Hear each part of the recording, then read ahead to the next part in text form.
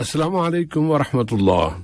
آج کا دوسرا نشریہ سیف الرحمان کے زبانی اور پہلے اہم خبروں کا خلاصہ۔ محبوب امیر نے جمہوریہ مالاوی کے صدر کو ان کے ملک کے یوم جمہوریہ کی مبارکباد دی ہے۔ قطر نے غیر وابستہ تحریک کے وزرائے خارجہ کے اجلاس میں کہا ہے کہ وہ اس تحریک کے مقاصد اور اصولوں پر یقین رکھتا ہے اور وہ تنازع کے پرامن تصفیے پر زور دیتا ہے۔ اقوام متحدہ میں فلسطینی مندوب نے سلامتی کونسل اور اقوام متحدہ کے سیکرٹری جنرل سے اپیل کی ہے کہ فلسطینی عوام کو بین الاقوامی تحفظ فراہم کیا جائے۔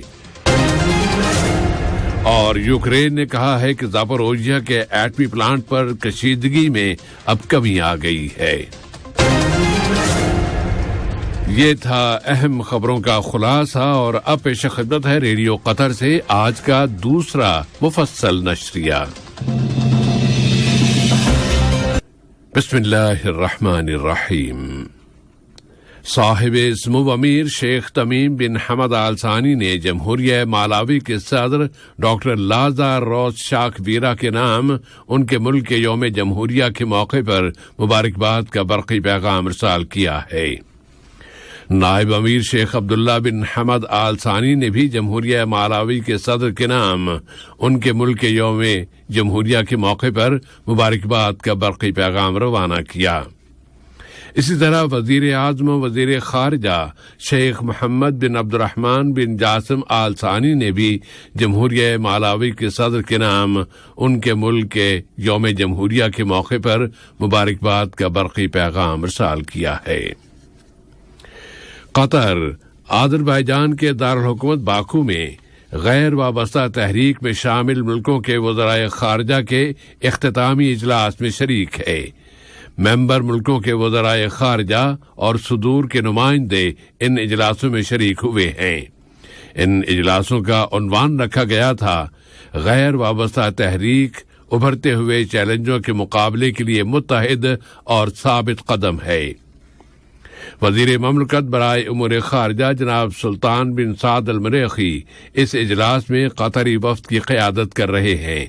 انہوں نے کہا ہے کہ قطر غیر وابستہ تحریک کے مقاصد اور اصولوں پر یقین رکھتا ہے اور وہ پوری طاقت سے ان کی مدد و حمایت کر رہا ہے۔ انہوں نے مزید کہا کہ قطر ہمیشہ پرزور انداز میں کہتا چلا آ رہا ہے کہ تنازع کو پرامن ذریعوں سے ہی حل کیا جائے۔ اسلامی جمہوریہ پاکستان کے وزیر اعظم جناب شہباز شریف سے پاکستان میں قطر کے سفیر شیخ سعود بن عبد الرحمن آل ثانی نے وہاں ان کی سفارتی ذمہ داریوں کے اختتام پر ملاقات کی ہے۔ پاکستانی وزیر اعظم نے سفیر محترم کی نئی ذمہ داریوں کو پورا کرنے میں ان کی کامیابی اور توفیق اور دو طرفہ تعلقات میں دوستی اور مختلف شعبوں میں تعاون کے رشتوں میں مزید اضافے کی تمنا کا اظہار کیا ہے۔ ریپبلک یونین آف میانمار کے وزیر خارجہ جناب دان سوئی سے میانمار میں قطری سفارت خانے کے ناظم الامور ڈاکٹر راشد بن عبداللہ الکواری نے ملاقات کی ہے۔ اس ملاقات میں دونوں ملکوں کے درمیان تعاون کے تعلقات کا جائزہ لیا گیا ہے۔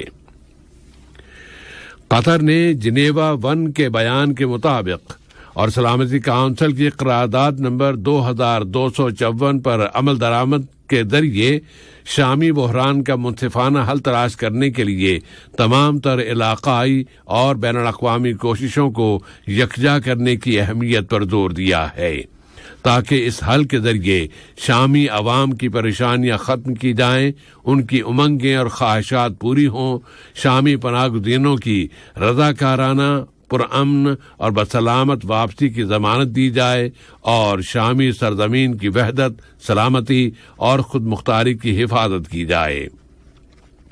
جنیوا آفس میں قطر کے مستقل وفد کے تھرڈ سیکریٹری جناب عبداللہ علی بہزاد نے حقوق انسانی کی کونسل کے سیشن نمبر 53 میں عرب جمہوریہ شام سے متعلق آزادانہ تحقیقات کرنے والی کمیٹی کے ساتھ انٹریکٹیو ڈائیلاگ کے دوران پیش کیے گئے قطری بیان میں اس کے اس موقف کا اظہار کیا ہے۔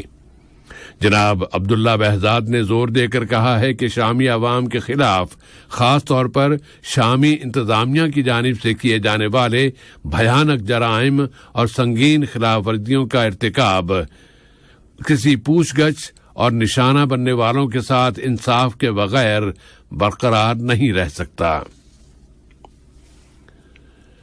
فلسطینیوں نے ان 12 شہیدوں کو سپرد خاک کر دیا ہے جو شہر جنین اور اس کے کیمپ میں کی جانے والی اسرائیلی فوجوں کی کارروائی میں شہید کر دیے گئے تھے۔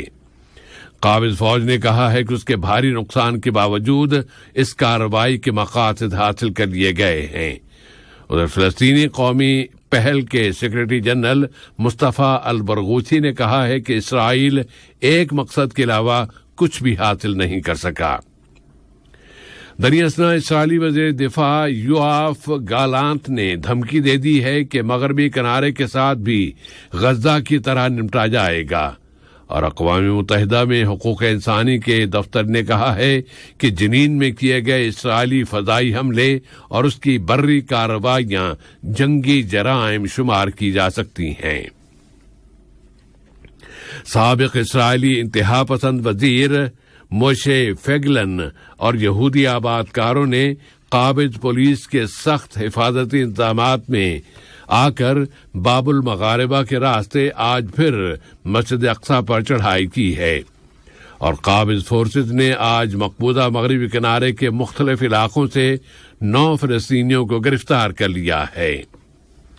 فلسطینی پریزیڈنسی نے امریکی انتظامیہ سے اپیل کی ہے کہ وہ مقبوضہ شہر القدس میں امریکی سفارت خانہ تعمیر کرنے کے لیے سابق امریکی صدر ڈونلڈ ٹرمپ کے دور میں کیے گئے غیر قانونی اقدامات واپس لے لے۔ ایک دوسری خبر کے مطابق اقوام متحدہ میں فلسطین کے مندوب ریاض المنصور نے سلامتی کونسل اور اقوام متحدہ کے سیکرٹری جنرل سے اپیل کی ہے کہ وہ فلسطینی عوام کو بین الاقوامی تحفظ فراہم کریں۔ دراصل یورپی یونین نے مقبوضہ فلسطینی سرزمین میں اور بطور خاص گزشتہ پیر کے روز فجر کے وقت شہر جنین پر کی جانے والی بہیمانہ جارحیت اور اسرائیلی شدت میں اضافے پر قابو پانے کے لیے علاقائی اور بین الاقوامی حلقوں کے ساتھ رابطے شروع کر دیے ہیں۔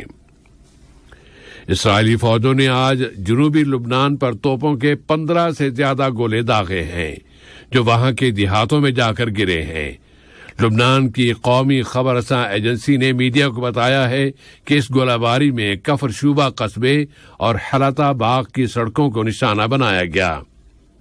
اس ایجنسی نے اس سے قبل اعلان کیا تھا کہ جنوبی لبنان سے مقبوضہ فلسطین کی جانب ایک راکٹ داغا گیا تھا جو لبنانی علاقے میں جا کر گرا ہے۔ دوسری جانب اسرائیلی فوج نے اعلان کیا ہے کہ وہ جنوبی لبنان پر گولہ باری کر رہی ہے کہ وہاں سے ایک گولہ داغا گیا تھا۔ پاکستان کے شمال مغربی قصبے میران شاہ میں گولے بارود سے بھری ایک گاڑی کے ذریعے ایک سیکیورٹی پوسٹ پر کیے جانے والے خودکش حملے میں 3 پاکستانی فوجی جاں بحق اور 3 سول باشندے زخمی ہو گئے ہیں۔ کسی نے اس حملے کی ذمہ داری قبول کرنے کا اعلان نہیں کیا۔ یوکرین کے جنوبی شہر خیرسون پر روسی گولہ باری میں کم از کم 2 اشخاص ہلاک اور 10 دوسرے زخمی ہو گئے ہیں، جبکہ یوکرین کے مغربی شہر لفیف میں ایک رہائشی عمارت راکٹ حملے کا نشانہ بنی ہے جس میں 4 اشخاص ہلاک اور 9 دوسرے زخمی ہو گئے۔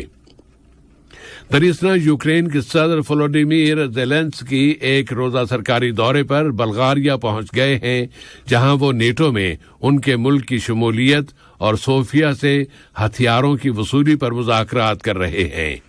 ماسکو نے ان کے اس دورے پر فوراً تنقید کرتے ہوئے کہا ہے کہ کییو کشمکش کو وسعت دے رہا ہے۔ یوکرین کے صدر کل جمعے کے روز استنبول بھی جا رہے ہیں، جہاں وہ اپنے ترک ہم منصب کے ساتھ مذاکرات کریں گے۔ توقع ہے کہ یہ مذاکرات بحر اسود کے راستے، یوکرینی اناج کی برآمدات کے سمجھوتے اور نیٹو کی اگلی سربراہ کانفرنس کے موضوع پر مرکوز ہوں گے۔ اس دوران میں یوکرین نے اعلان کیا ہے کہ زاپوروژیا کے ایٹمی پلانٹ پر کشیدگی میں اب کمی آ گئی ہے، جبکہ کیو اور ماسکو اس پلانٹ کے بارے میں ایک دوسرے پر اشتعال انگیزی کی منصوبہ بندی کے الزامات عائد کرتے رہے ہیں۔ اور اب کچھ اقتصادی خبریں۔ بندرگاہوں کی اتھارٹی موانع قطر کے اعداد و شمار کے مطابق رواں سال کی پہلی شش ماہی میں ٹرانس شپمنٹ ٹرانزٹ کنٹینرز کی تعداد میں گزشتہ سال کی اسی مدت کے مقابلے میں 32% کا اضافہ ریکارڈ ہوا ہے۔ قطر فائنانشل مارکیٹس اتھارٹی نے فائنانشل مارکیٹ کے لیے ون ونڈو شاپ کمیٹی قائم کرنے کا فیصلہ کیا ہے۔ اس کا مقصد وقت اور محنت کو کم کرنا اور ان کمپنیوں کے طریقہ کار کو مختصر کرنا ہے جن کی سرگرمیاں ملک کی مالیاتی منڈیوں کے ساتھ منسلک ہیں۔ اتھارٹی نے بتایا ہے کہ یہ کمیٹی مختلف اطراف کے ساتھ رابطوں کے بجائے اب وزارت تجارت و صنعت، قطر اسٹاک ایکسچینج اور ایک ڈپازٹ کمپنی کے تعاون سے صرف ایک ونڈو کے ساتھ ہی ڈیل کرے گی۔ قطر اسٹاک ایکسچینج کا جنرل انڈیکس 18.35 پوائنٹس اضافے کے ساتھ 1272.57 پوائنٹس پر پہنچ گیا ہے۔ 19 کمپنیوں کے شیئرز کی قیمتوں میں اضافہ ہوا ہے، 21 کمپنیوں کے شیئرز کی قیمتیں گر گئی ہیں اور 7 کمپنیاں اپنے حصص کے سابقہ قیمتیں برقرار رکھنے میں کامیاب رہی ہیں۔ دنیا اسلام کی تنظیم برائے تربیت، سائنس اور ثقافت اسسکو نے حیاتیاتی فضلے کو فوڈ بارز میں تبدیل کرنے کے لیے اپنے انعام کے پہلے ایڈیشن کے اجراء کا اعلان کر دیا ہے۔ ایوارڈ کا مقصد کاروبار کرنے والے افراد اور سٹارٹ اپس کی جانب سے جدید ٹیکنالوجیز کی فروغ دینے کی مدد کرنا ہے کہ وہ بیکار خوراک سے پروٹین، چکنائی اور کاربوہائیڈریٹس نکالنے کے کام کو آگے بڑھائیں۔ پروگرام کے مطابق اسسکو کی جانب سے اس کے ممبر ملکوں کے ایسے بہترین منصوبوں کے لیے 3 انعامات رکھے گئے ہیں جن کا انتخاب بین الاقوامی ماہرین پر مشتمل جیوری کرے گی۔ جنوبی کوریا کے غیر ملکی ریزرو میں گزشتہ ماہ جون میں اضافہ ہوا ہے اور اس کی وجہ یہ بتائی گئی ہے کہ ڈالر کی قیمت میں گراوٹ کے بعد دوسری کمپنیوں میں جائیدادوں کی فروخت کے نتیجے میں دوسری کرنسیوں کی مقدار اور ریزرو میں اضافہ ہو گیا ہے۔ اور سرکاری اعداد و شمار کے مطابق سن 2023-2024 کے سیزن میں یوکرینی اناج کی برآمدات اب 2,76,000 ٹن تک پہنچ گئی ہے۔ آخر میں اہم خبروں کا خلاصہ ایک مرتبہ پھر پیش خدمت ہے۔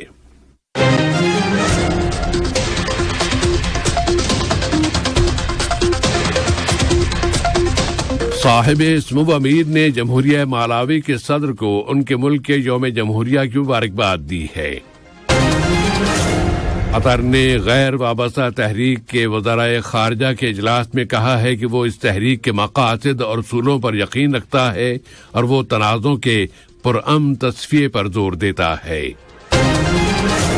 اقوام متحدہ میں فلسطینی مندوب نے سلامتی کونسل اور اقوام متحدہ کے سیکرٹری جنرل سے اپیل کی ہے کہ فلسطینی عوام کو بین الاقوامی تحفظ فراہم کیا جائے۔